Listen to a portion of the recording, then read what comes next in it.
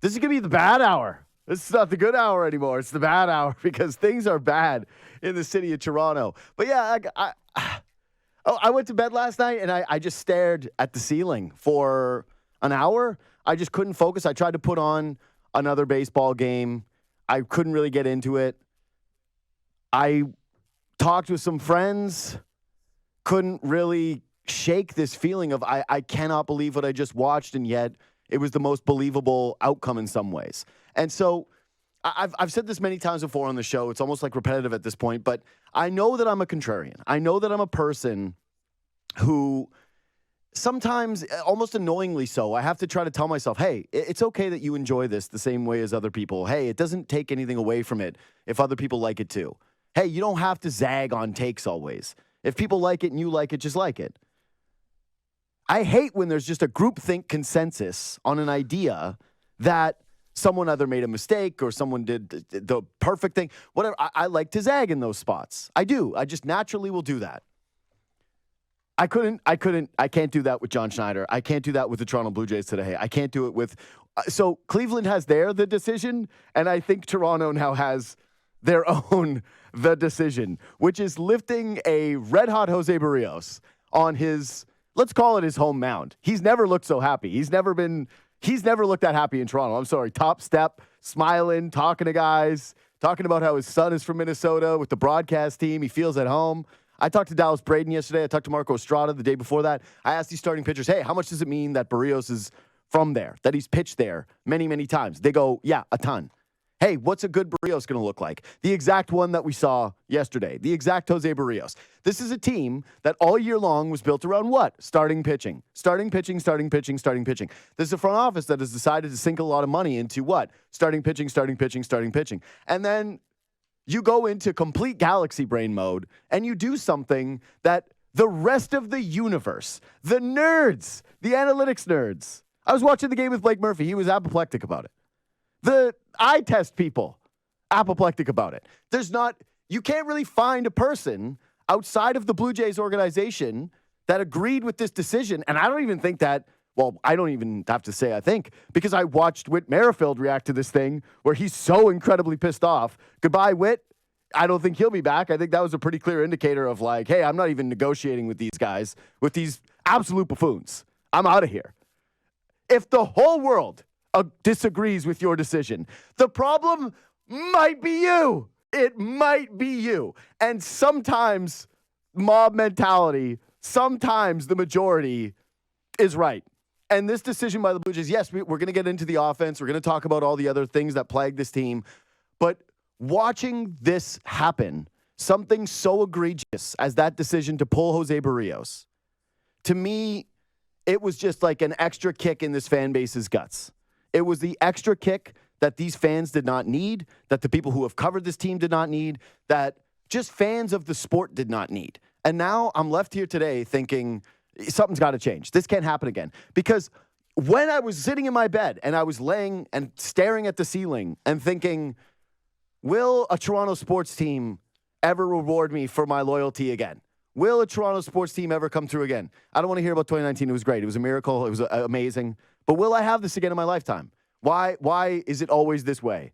In the famous words of Michael Scott, from me to the Toronto sports teams, why are you the way that you are? Why are you the way that you are?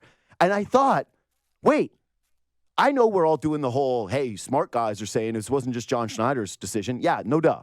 But ultimately, he's the piñata who has to wear a lot of this. But I thought, oh my God, the pandemic year that we all blacked out of our minds. We went, hey, we can't remember this anymore. We can't remember any of this. This was horrible. Baseball in front of no fans. I remembered a man by the name of Matt Shoemaker. And Matt Shoemaker dealing. He was dealing in a playoff baseball game. And then I remembered Charlie Montoyo lifted him in the third inning of a baseball game where he conceded a triple to Robbie Ray immediately for the go-ahead run. In another baseball game that was low scoring, that was tight-knit, and the Blue Jays ended up losing based on that decision. Then I remembered, oh, wait, last year, how did they lose? Oh, lifting started too early. And now they get to do it again this year. And I'm going, you can't have this anymore. This is now 3 playoff exits that are partially to blame for this idiotic strategy of we are the Galaxy Brain team that is trying to use everything at our disposal, and we're pulling our starting pitchers out of the lineup, despite the fact that these are the guys that we're sinking the most money into. I'm over it. I'm done with it. It's time for a change. I'm just not optimistic it's going to. Ben Ennis, thank you for sitting through that rant. I just needed to get that off my chest before we get into everything else. Good morning. Yeah, Good afternoon. I was thinking about, you said nobody wanted Yusei Kikuchi to come into the game. I was like, who? Maybe Mrs. Kikuchi. I don't think she did. I don't think you she don't did. think? No, I don't think she did. If he doesn't come into that game, he doesn't get a postseason appearance. I think that's a great stage for him. He's had such a great year. Maybe a nice little way to end his professional baseball season, to pitch well against the Twins. And outside of the fourth inning, he acquitted himself quite nicely. Sure. But yeah, other than her, there's not a single person. And it's because it's not the decision making that, hey, Jose Barrios has a career of pretty substantial splits between his right-handed batters that he's faced and the left-handed batters that he's faced. That's true. And is it also true that the Twins have some pretty potent left-handed bats? Yeah. And is there a point in the game, if things are going a certain way, that you might want to go to now, I guess, if Kikuchi's involved, your three lefties that you have in the bullpen, of course. But it's also Yusei Kikuchi, who finished the season with an ERA north of 5 in September, who had a good season, but that's in comparison to being one of the worst pitchers in all of baseball last year. The idea that Yusei Kikuchi, in a scoreless baseball game that you need to win to extend your season, is going to shut down a capable baseball team in the Minnesota Twins coming out of the bullpen for the first time this season, that's the part that gets me, man. That you're trying to, in that spot, get Minnesota to change their lineup complexion? Right. You're so desperate for them to lift a couple of left-handed bats so that the end of the game, your bullpen looks a lot better against Solano and Castro than Kirilov and Wallner, that you're so obsessed about getting those guys out of the game later in the game that you would sacrifice one of the best pitching performances potentially in Blue Jays postseason history. Like Barrios looked that good, and that's probably too far because he wasn't given enough of a sample to prove that was what was possible yesterday. But this is a guy who across the board looked amazing. And there's statistical evidence to back it up too, right? Like Nick Ashburn wrote on Sportsnet.ca about how all the velocities on every single pitch he was throwing was up from his season averages. Yeah, dude, he looked amazing. He was fully confident. He was completely in his bag. He was cruising through this baseball game. And it was funny to see the Minnesota Twins not immediately go, you know what we're going to do? We're going to now go and take Sonny Gray out, who's dealing, and we'll try to make some kind. Of course not. And you're watching these other teams and you're watching these other games and saying, all right, this is all the era of analytics. This is all the era of teams trying to get a little too tricky. The Blue Jays have now done this consistently. They've done it, like I said, 3 straight playoffs. It's backfired every single time. And so to keep doing the same thing over and over and over again and not having any flexibility, to me, is just beyond infuriating. Yusei Kikuchi is known for being a meticulous preparation guy. And you have him up, down, then he's throwing hard. Buck Martinez is going, this can't be actually happening here. There's no way that this is actually what they're going to be doing with Barrios in this spot. To not have, this, dude, with anything in life, it's good to have conviction, right? It's good to believe in your principles and what you think is going to determine success. But you have to have some flexibility. You have to. Just about everything you do. This isn't, physics, or this isn't math where you're following a set principle of God. This is a human interaction. Yeah. This is a human being that you're dealing with. And for them to just basically put this down onto a spreadsheet and say, nah, we don't care. This is the exact plan that we are going to follow, despite, again, it having not worked for us the 2 times that we tried to do it before. I don't know how you come back from this and just say, don't worry, these guys are going to make all the decisions and everyone's going to run it back and everything should be fine. And it's year 8 of kicks at the can here.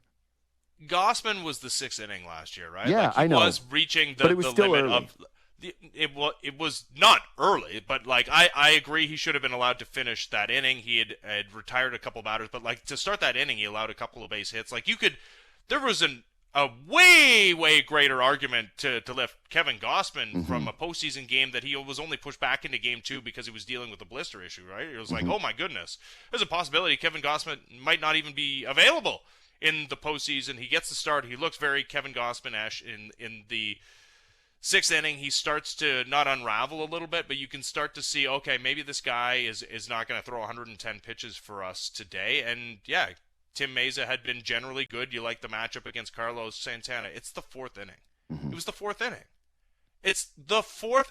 You gave away your 2 top prospects to trade for this guy. You gave him a 7-year extension, which, by the way, has an opt-out after 3 more years.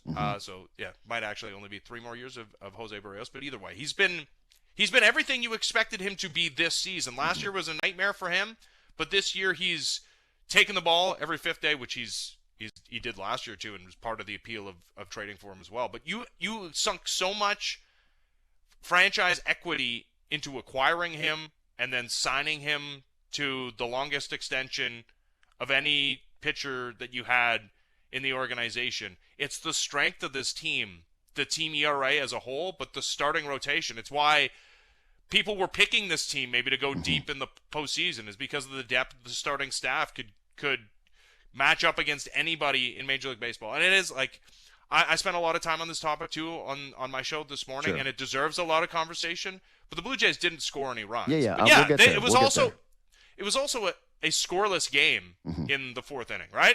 Like, the possibility exists that he keeps dealing, it remains scoreless, and the Blue Jays, who have not come back from like any deficits at all this season, feel a little bit more confident at the plate that they're not facing even a 2-run deficit, and that changes the outcome of the baseball game. There's no defending it, like from any side of the equation. And I want to know if we're going to get some level of answer. And poor John Schneider, who is the face of it and ultimately does have technically the last say, because he can physically decide not to go to the mound and take the ball from Jose Barrios. It's going to cost him his job if he does that, whether it works out or not. Like, the Blue Jays can't have a guy going rogue that they hired to not go rogue.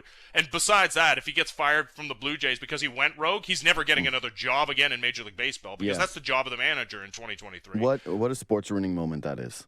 You know? Yeah, what a just unbelievable sports ruining moment. And that's the thing, like, this Blue Jays team, I would say it all the time about the Raptors, right?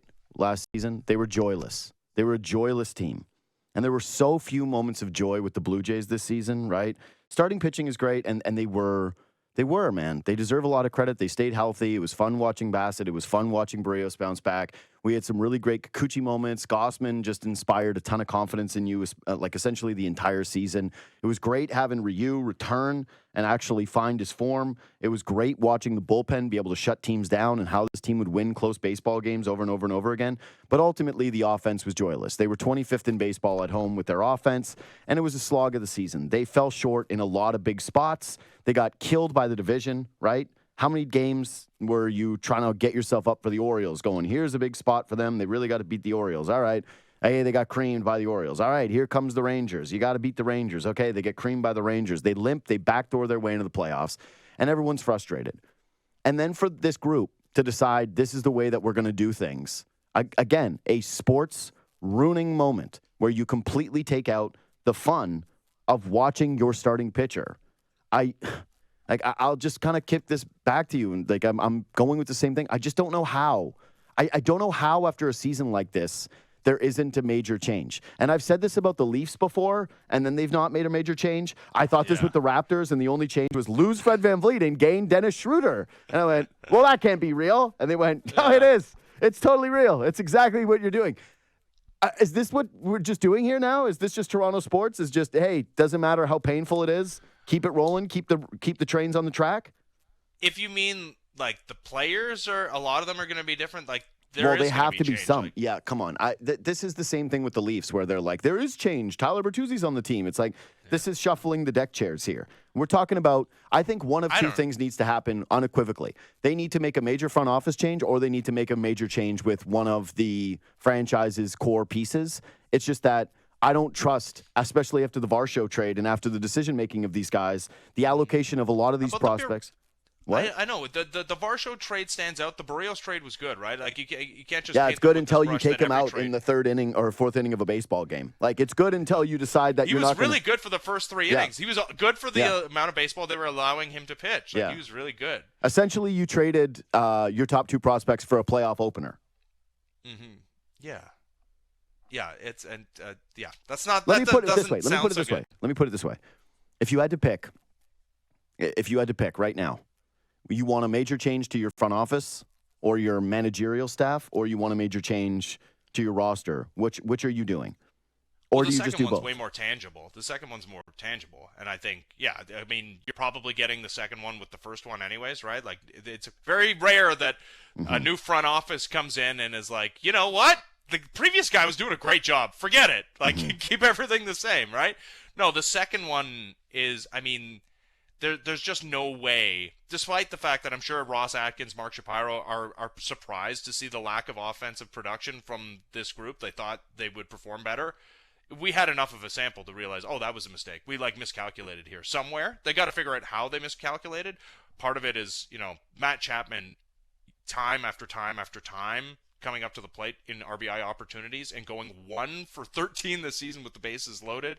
And the one came in the very first at bat he had with the bases loaded. It was a grand slam to start the season. He was 0 for 12 to finish the season with the bases loaded, which is nuts. But yeah, this team didn't hit enough home runs specifically. Like the runners in scoring position thing actually did start to normalize. If you look at the numbers to end the season, it was much closer than their batting average in an overall sense, as opposed to being hugely divergent and hugely low compared to their overall batting average when they Sure. got runners in scoring position. That's not what I'm talking about.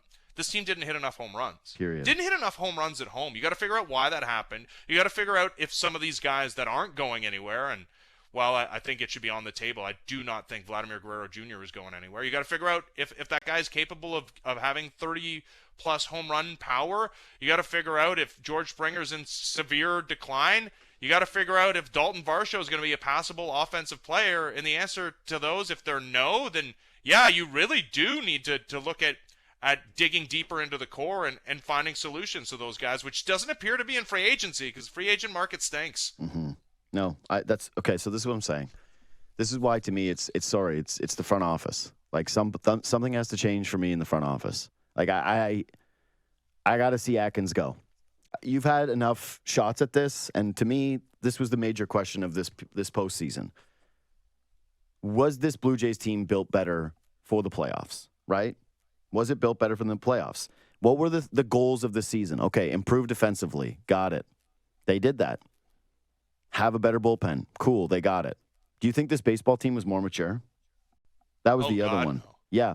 So Vladdy gets picked off at second base. It's pretty clear that at this point, he's going to make those kinds of mistakes all year. And like the image of him waving like, no, I got back to the bag. And then I hate that too, because it's like you should be embarrassed, more Yeah. embarrassed in the moment. I That agree. the embarrassment is delayed a couple of minutes is killer. Like if it's as obvious as like you should have to get off the field and then they review it while you're in the dugout, because I don't like delaying. Like because when he did that, I was like, oh, maybe he's right. You know what? Maybe it looked bad, but maybe he got around and it was definitive that he was picked off. No, they shouldn't allow that to happen.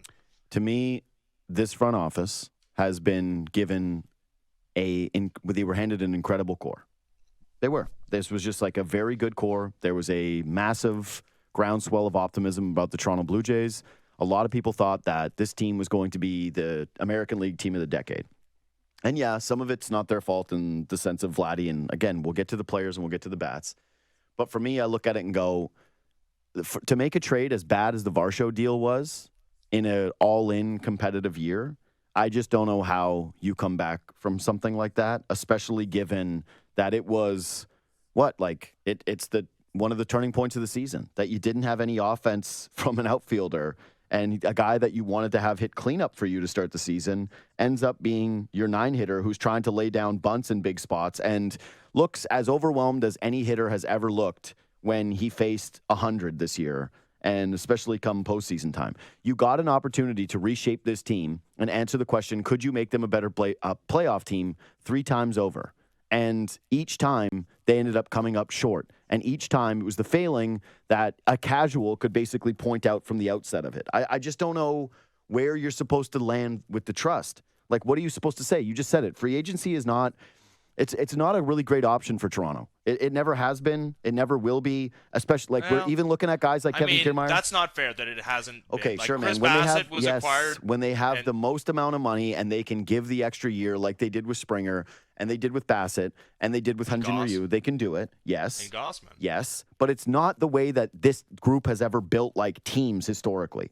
This is not an organization that's just going to be able to like bring in a ton of free agents and completely change the complexion of the organization next year, especially with the Bo and Vladdy contracts coming up and the fact that they've already paid Gossman and they've already paid Springer, right? Like, you think that they're going to all of a sudden open up the purse strings and say, well, have they at already it? did. I mean, they're paying in his luxury tax.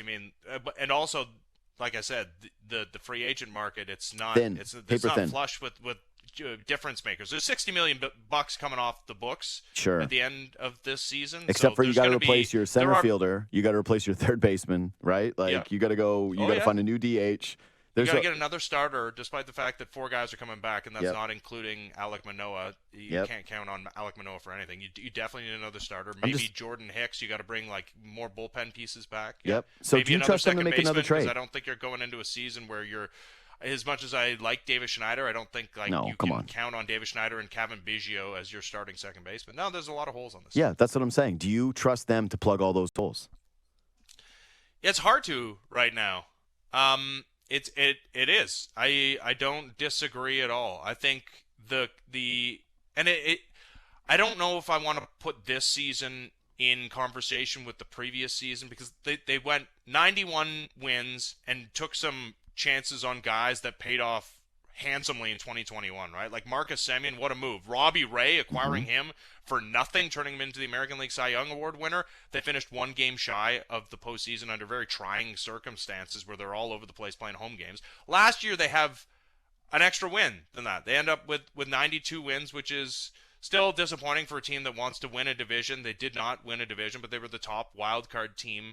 That was a team that was exciting and fun and had good starting pitching. But you're right to point out that many casuals were calling for them to get more swing and miss out of the bullpen. They didn't at the deadline. They got Whit Merrifield, who people laughed at and was a contributor down the stretch and into the postseason and had a big impact on this season as well. But they didn't get swing and miss, and it cost them in the postseason when they had Tim Meza try and mopping up for Kevin Gossman and the others that followed in the bullpen that season.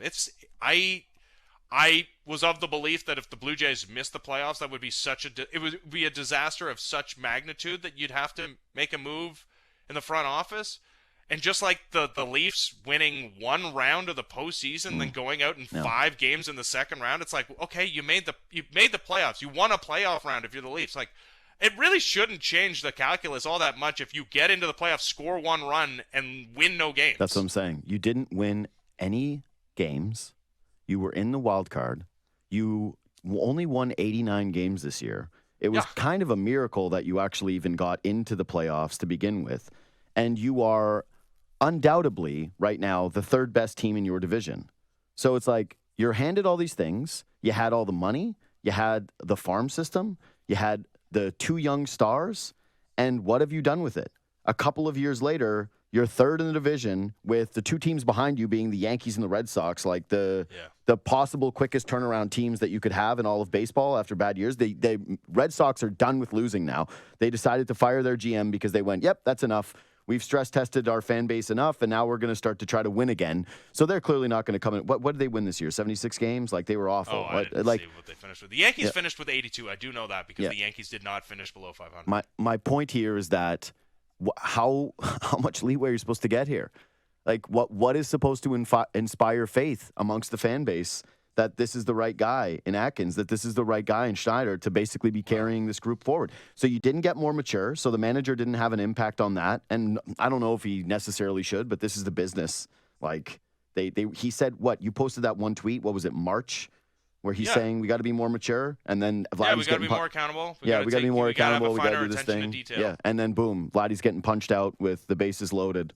Whatever, 2 on with Bo Bichette, the team's best hitter at the plate in a playoff game, and you've got a front office that when you look at the roster, I don't think they answered the question of was this team better suited to win the playoffs because, again, they've now gone 0-6 in playoff games.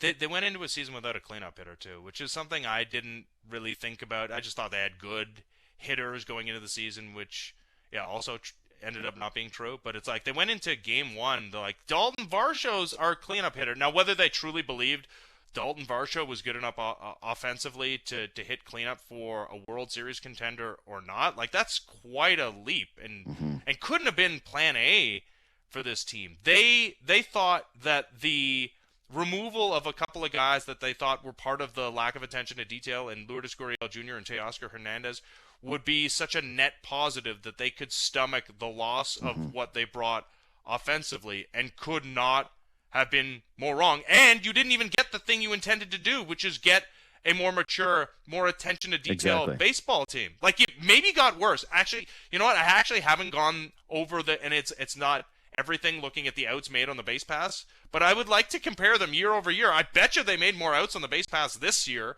than they did a season ago. I can tell you 100% they didn't make an out as dumb on the base pass last year as they did yesterday. Like, that's on the short list of dumbest plays in the history of the franchise. It's certainly the only time a Blue Jays player has ever been picked off second base in a playoff game. It's insane, man. Yeah, that's the part. Like, you can talk about the Barrios getting lifted in the fourth inning, having a career outing all you want, and I'm here to get mad at that part. The Vladdy on second base and how Bo Bichette must feel grinding his way to a full count against one of the league's best pitchers, having an opportunity to have a career, not defining moment because it's early in the playoffs and he expects, I'm sure, to have many more opportunities, but a moment that will maybe start an incredible postseason career for him, have it stolen away because some guy's not paying attention it's unforgivable. Only starts to scratch the surface of what that was. It was something I've never seen before in all my watching of baseball, how stupid that play was. Yeah. The Vladdy getting picked off, to me, it only gets overshadowed by that decision, right? Because everyone in the moment was so mad and they were still seeing red from the decision to live. But it's the more tangible. They couldn't create offense, and they threw away their one opportunity to score. I agree. I completely agree. I think this season has been a pretty clear turning point in terms of the way that the fan base is going to view Vladimir Guerrero Jr. 100%. He was the baby of the organization. He was, I use the term son, right? Where I go like, who's my son as in my favorite player I root for, like they're my son. And we had to make rules with Vladimir Guerrero Jr. when he first came up with the Blue Jays was like, you jokingly amongst people, like, you can't call him son because he's literally the son of the city. Like this is the baseball son of the city. He's unquestionably the jersey that you see most, right? You took your son to a baseball game, last week?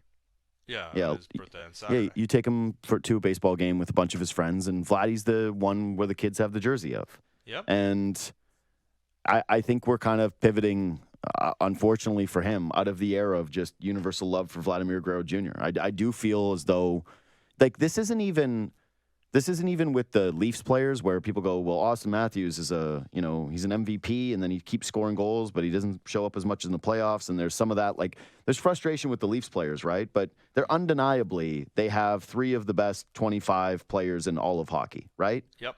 And statistically, there's no case against it. Yeah, and with Vladdy now, it's like, you don't even really know what you have as a player. He struggled so immensely. And I keep thinking back to this, but man, it's like, think about Vladdy from... that was the trailer, this is the movie. It's like, you're right. Maybe that was the trailer because it was a small snippet that showed something that you thought might be actually good, but then you watch the movie and you come out of the theater and you're like, damn, that was really just that. It was just They're a good really trailer. good at cutting the trailers for these things. Yeah. It was all just the best trailer. things were in the trailer. Yeah, they did. They put all the funniest parts in the trailer. That's it. He was right. Just not the way we wanted. Yeah, his perception, I think, was already starting to shift throughout the course of this regular season. He's young. That's the thing that people get to point to. Like, which is, by the way, I just have a newsflash for everyone. All athletes now are young. Like, yeah, that's right. Yeah. Once they past the magical barrier of 30 years old, they're taken behind the shed and they're turned to glue. Like that's just the way it works in pro sports. I like, it's like he's only 23. It's like, he's not playing baseball till he's 46. He's not going to be in the major league. Like, Dude, you know how this works, right? God. Okay, so transport yourself. Okay, say the 2021 version of the Blue Jays team makes the playoffs, right? And he is the best offensive player in the American League, and they get to the postseason, and he gets picked off in the exact same manner. Like, you can eat that. It still sucks, and you're still like, I can't believe this guy made that decision. But like, look at who he is, and it's just part of the whole package. And the comparison I kept making today was like Manny Ramirez. You know, Manny being Manny was an expression because of the mental days off that he would take, even in crucial moments. Like, he wasn't always locked in, but he was the most feared right-handed hitter of his generation. If Vladdy's like barely a league average hitter playing league average defense at the least leveraged defensive position, how on earth can you take that and he commits egregious errors on the base pass? Like, how is that a thing that is going to go over well? It's not. And this was, I mean, maybe this was the trailer to what's about to happen over the course of his entire career. Like, if ever there was a season to get the message not to be the team that commits errors on the base pass, not to be the player that commits errors on the base pass, it would be the season in which two guys that you were pretty close to got traded out of town for being that guy, went through a whole regular season, didn't impact him, still made egregious mistakes. In the most leveraged part of the season, made the most egregious base running mistake. Like, what am I to think other than you're not capable of being anything but that guy? Whatever. I'm doing the overreaction of the day. If it's me, and you're just sitting down and you go, okay, what are the objectives? Like, what are the things that are going to change this year, Bunk? Like, we're consulting you. What would you like to see change? I'm like, I'm keeping Shapiro. I think he's done enough for the stadium. I just trust him in terms of a respected guy around baseball. And I think that he could find another hire that just might be able to be a general manager that has a different outlook on the team and might be able to come in as a strong voice and say, James Click, who's already there. Sure, whatever. Even just the optics of it, I need changed. Yeah. I'm with you. I'm like, yep, can't have this. So Shapiro, cool. Pick whatever GM you want, but it's got to be a new GM. The new GM is picking a new manager. Hey, all the stuff that they're saying about John Schneider and how they think he's going to be one of the game's greats and they don't want to hang him out to dry, I don't care. I actually think that John Schneider overall this season was a net negative. Like, if the team was supposed to mature and he had all these vets around and it was his mandate in March and then Vladdy's getting punched out at second base in the postseason, and unfortunately, you're the manager that was there, that you're not Kevin Cash, right? Like, you don't have the equity. You weren't in a World Series. You were in game 2 of what was about to be your 4th straight playoff loss as a manager. And I thought you had a season where, despite having an extremely deep bullpen, and a tough roster, you made some pretty tough decisions this year. I thought that it was a fair season to criticize the manager in a lot of big spots. So those two immediately gone. And then what am I saying? If I'm Shapiro and I'm talking to my new GM, I'm going, hey, one of your things to do is to shop Vladimir Guerrero Jr. Yep. We're looking for a hard pivot on the roster, and we are going to try and turn him into some serious offense on this team, a different piece on this team, a different look for this team. Because Chapman's gone. You mentioned, dude, you want to know something about the free agents this year? I remember I looked at a list by, I think it was Mark Feinsand, because he had a list about a week ago, I want to say. This was a recent list. This wasn't like, oh, this was a year-old piece. I saw it. It was like September, late September. It was like the top free agents this year. And it goes like Shohei Ohtani at the top. And you're like, whoa, nice. I think Chapman was 3 on the list. Yeah. Bellinger probably 2. Yeah, Bellinger 2. I think it was Chapman 3, and then I want to say Blake Snell 4. If I'm working off of Austin's giving me the thumbs up, like he has I think he sent it to me. Is why he's got the thumbs up. Anyway, I'm looking at this list and thinking, you absolutely cannot bring back Matt Chapman. What would be a worse story to pop into your Twitter feed than Blue Jays re-sign Matt Chapman to 4-year extension? Well, even if it's like a 1-year pillow deal, don't right? care. Like, say he's like, Pass. I'll take 1 year, $15 million. I was like, I'd rather take my $15 million and which is funny because he was like, if there is a bizarro reality here where Matt Chapman, we're all talking about like, hail, hail, like we're lifting him up on our shoulders, the Yeah, whole of city, course. like, you're the man. That's He's an sports, inch away. man. I know, that's sports. He's an inch away from a home run, and he's a foot away from double. That cashes a bunch of Blue Jays and changes the entire season. And we're doing all these like, hey, Chapman, how did it feel after the struggles of the season to finally get one, right? But anyways, he's gone. I think Pilar is gone. I'm going to talk to David Sampson about it later, but I don't think he's playing on the turf anymore. It seems to be like a pretty clear indicator. Oh, Kiermaier? You called him Pilar, I think. Oh, yeah. Whoops. Yeah, I did call him Pilar. Yeah. All right. I'm getting old. That's just like, this is who I am. Oh, this is a loose brain. Yeah, I think They're like, the Blue what would Jays you also... say if they came to you and wanted to make the change to the team? I'm like, I would get rid of Pilar. They're like, it's like, yeah, we did thanks, that we already. did that. Thanks. Yeah. All right, check. What's next? Anyway, there's got to be drastic changes, but I'm saying I'm not shuffling the deck chairs. I wouldn't trade Vladdy for nothing, right? For those of you that are afraid of the whole, well, you sell him at the low. Good baseball trade. And if his value, like if people view him the way Blue Jays fans and the way we're talking about, like if this has really permeated Major League Baseball, which I really don't think it has. I really don't. Like you talk to former players, you talk to former executives, everybody still, and yeah, you can still see the potential, and he has physically done it in 2021. You're only doing it to make a good baseball trade that makes your baseball team better. But I think if it hasn't been broached before, for the first time in his tenure, you're having those conversations about what can we find in return for this guy if we shop him. I just don't know how they're going to plug all the holes. I just don't. Here's what I'll say. I know they're going to plug all the holes to be a good baseball team, right? Because you mentioned the rotation's going to return, and it's coming back. Yeah, and they're likely still going to have a strong bullpen. Hopefully they can. Yeah, maybe they do bring back Hicks, right? I don't know. Maybe that's a place where they decide to allocate resources, seeing as they have a plan of letting the starting pitcher only go 3 innings in big games. It's probably going to be important to keep a deep bullpen. Also, kind of doesn't it make you feel a little differently about the bullpens that they built years prior, knowing that this is actually the plans that they really liked? Is, hey, we actually not only didn't we have no bullpens the year before, we were really hoping to take our starting pitchers out early. The way that I look at it, I say, all right, you're going to lose a couple of pretty critical players. And I just mean more so in terms of guys that got ABs this year. In Belt, who will retire. Kiermaier, who was so important to them. Chapman, who was like, Chapman, who's just, you're not going to have an option really, I think, at third base internally that is going to be better than him, unless it's maybe like Cavan Biggio. But does that make you feel great about being a World Series contender? Like, did you enjoy the Cavan Biggio playoff at bats? Well, and even Relvis Martinez, he might have a great major league career, could be a star level player. That's a lot of faith to put in a guy in his first kick at the can at the major league level for a team that again is going to be competing for a World Series. I can't wait for them to trade him for like a Paul DeYoung type, where they go, hey, this is a lights out defensive shortstop, but he can't hit a lick.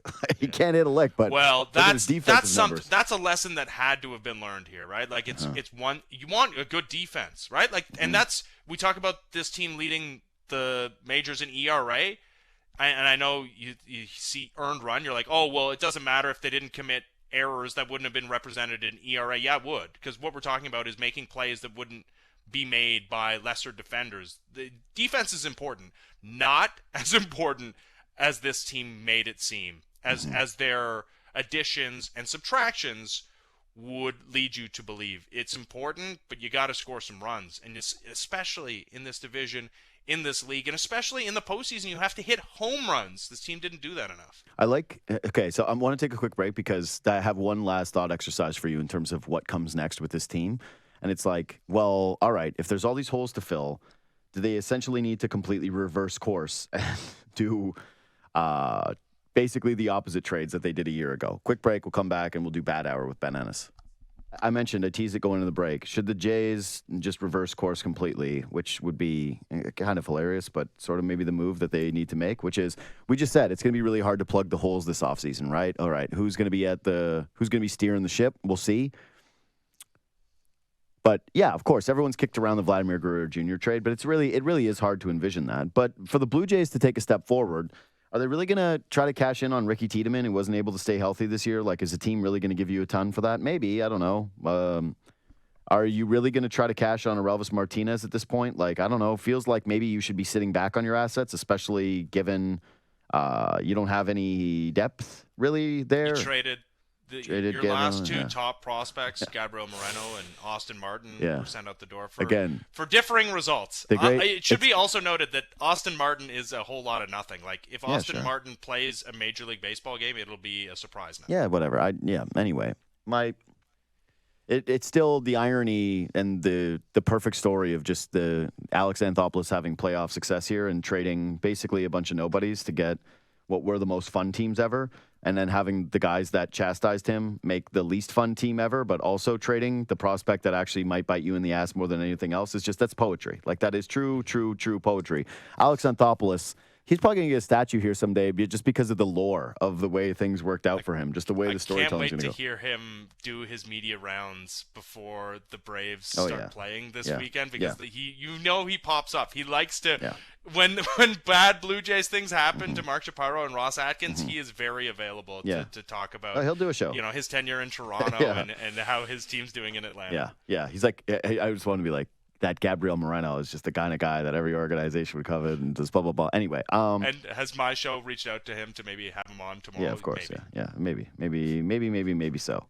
Okay, so do you actually pull from the area of strength and use it in trades? Do you trade Eric Swanson to try to get a bat?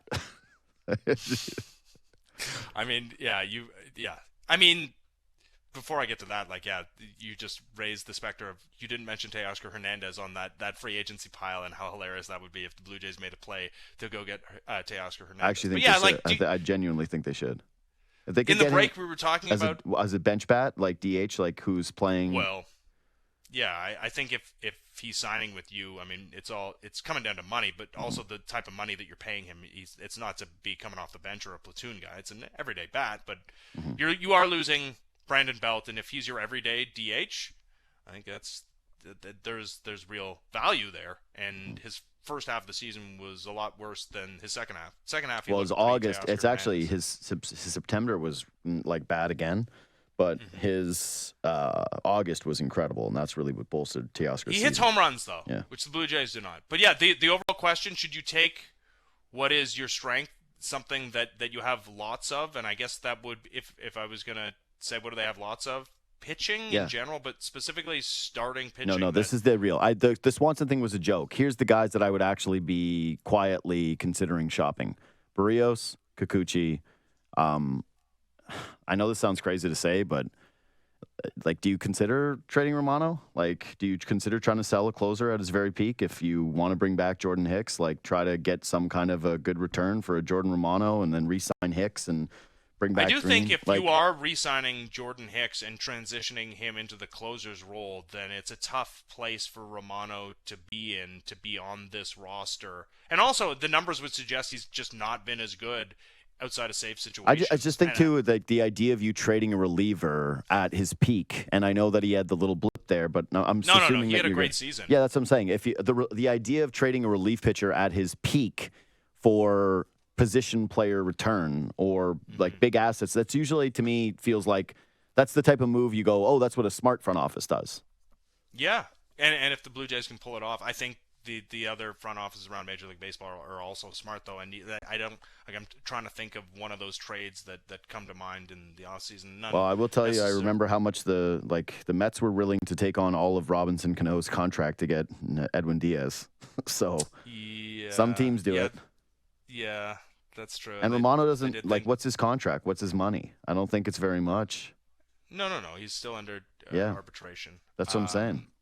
No, I'd explore that, I suppose. If you can get, again, you can put together a baseball trade I'd be open to any baseball trade that adds to an area of need with this team, which is power and offense in general. But yeah, the idea of trading a starting pitcher is super interesting. Like, you don't want to totally kneecap yourself, right? Like, you don't want to take a strength and turn it into a weakness. And like, yeah, you think you've plugged one hole, you've just created too many others somewhere else. Which is very possible. You also, And they got incredibly fortunate with injuries I this was year, gonna right? say, Like, it just, but like the idea that they can roll it back even with the same starting no. pitchers and get the exact same result next year is probably unreasonable to Right, but imagine, don't you like, think both they with could- the injuries and performance? like, so here would be my case to these pitchers now. I'd be going, okay, one, we're now a pitcher's ballpark. You could come here, you could get your stats up. But when I'm talking about those free agents, there's really not any position players. But it's like, yeah, there's Jordan Montgomery's out there, Giolito's out there, Edward Rodriguez is out there, Aaron Nola's out there. Blake Snell. Maybe Blake you Snell. shop at the top of the market. Maybe you're shopping at the top of the market for a Blake Snell and you're trading Kevin Gausman. And you make a challenge trade, Manoah to somewhere for a guy that's Manoah-ish from somewhere else in terms of a big pedigree player or an overpaid player, but that didn't quite make the money. Because I would still think that Manoah is a big asset, but I'll just say it's hard for me, given the way things have broken down, that he's a Toronto Blue Jay next year. I think he's not a Toronto Blue Jay if you can find value for him in trade, but I will say that the Blue Jays are under no obligation to, like, if the market's like, yeah, no, we need to see it from Alek Manoah too. You know how you're going into spring training, not handing him a rotation job? It's like, we're not going to give you assets for a guy that might just be cooked at this point. I know, so but I think this could end up being being a spot. This could end up in a place where he demands a trade. So what? He has no leverage. He is under team control. Like, if this is not other sports, he's not an established star. He's not yet been paid. Like, that's great. Like, go ahead and see how far that gets. I like how you said that. Go ahead. Like you said it like, hey, go ahead. All right, tough guy. I just, like, yeah, he's a guy that didn't perform, is making no money, and has options. Like, and I'm not saying that that's fair or even good. Like, I'm all about the proletariat and let's give players their rights and player empowerment, but that's just the landscape of Major League Baseball that he has no leg to stand on. Like, he can say he wants a trade, and the Blue Jays can be like, well, that's, maybe we'll look, but maybe not. So how about you just, like, throw pitches in Buffalo for us? Or even worse, like, we didn't enjoy the way you ran us around this year. How about, you like the Florida Complex League? Back you go there. See how you like throwing in Dunedin in the middle of July. I don't discount the possibility that his representation does come to the Blue Jays this offseason. It's like, we need a separation. But if that happens and I'm the Blue Jays, I'm saying thanks, but no thanks. We got to wrap up, but I wanted to close on this. Where does this season rank for you amongst most painful, Toronto sports seasons ever? Toronto sports seasons. Yeah, because to me, this is going to go down as truly like an iconic. I think these guys replaced the 2013 team in terms of, I don't think necessarily disappointing from a, wow, we really thought World Series or bust, because I think people had their questions with the cleanup stuff and the trades, and there was some controversy around this group. But just in terms of like a slog of a year where, like I meant, the joylessness and the pain of this, I think that these guys are going to be remembered for the wrong reasons. Well, there's absolutely no question about that. But having lived through 2013, which, by the way, like, came before 2015, and the playoff drought was 20 years at that point. I was of the impression that, the Blue Jays would just never make it back to the playoffs when they went into a season with, like, they were the betting favorite to win the World Series and never even sniffed 500 until they had an 11-game winning streak on the strength of Chen-Ming Wong. No, that for me, as someone who's invested in the Toronto sports teams, nothing will be as painful as that. But it's from an entertainment standpoint, from a, hey, can you squint and believe in this team standpoint? Can you see the linear progression of some young players and a core that has World Series talent perspective? It was very bad. It was not good, and it did not leave a lot of lasting positive impressions. Like, we talked about the best moments of the season. For me, it was Davis Schneider, a guy who might not even be a major leaguer, hitting a couple of home runs. Outside of that, not too many.